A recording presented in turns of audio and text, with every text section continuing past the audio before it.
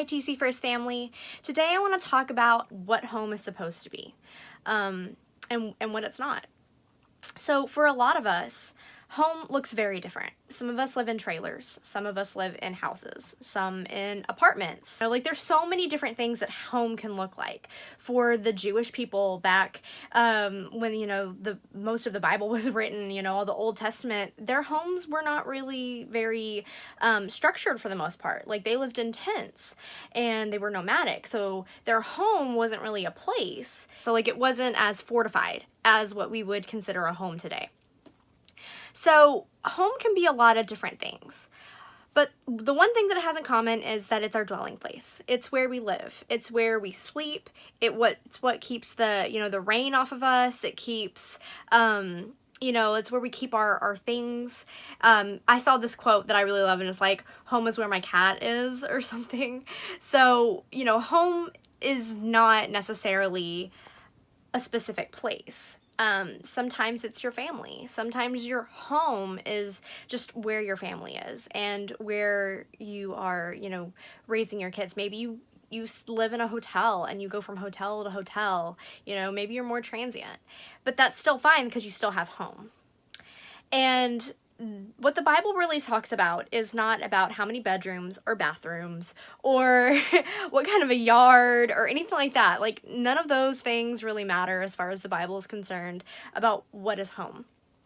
In Isaiah 32:18, it says here that my people will live in peaceful dwelling places, in secure homes, in undisturbed places of rest. So, it didn't talk about how big it was. It didn't talk about what amenities it had.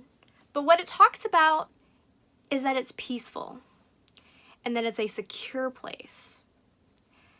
Is your home peaceful and secure?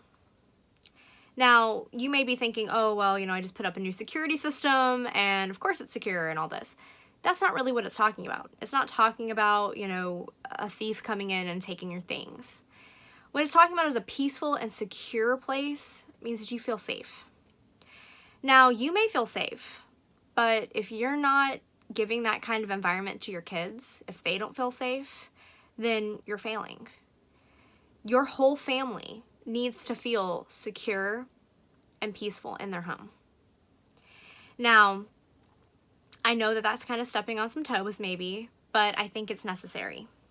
I want you to remember that our biggest work sometimes happens at home. How you're raising your kids, how you're treating your spouse, how you're spending your time at home, either raising up and building up your family or destroying it. I want you to remember that. We can do one of two things. We can either feed life into our family and prosper it, or we can destroy it by feeding negativity and anger into it. Every single time that something happens that's bad, maybe your kids are acting up or whatever it is, maybe your spouse said something disrespectful to you, and if you are feeding into that negativity and you're feeding into that anger and you're screaming and you're throwing things, you're not making your house a secure, peaceful dwelling place. You're not. You need to fill your house with the Lord. You need to fill your house with love and with peace. Regardless of what it looks like on the outside, your home needs to be a place not just for you, but for your whole family that's peaceful and secure. So if this has tugged on your heart at all, don't feel ashamed about it. Don't be like, oh my gosh, I'm such a horrible person, because that's not what God wants you to do either. What you need to do right now is just ask the Lord to help show you the things that you need to change. Show you how to make your house a secure and peaceful dwelling place. Ask Him, how do I change? How do I make this better? And how do I turn away from all of the things that I've done before and go in the right direction? That's what's important.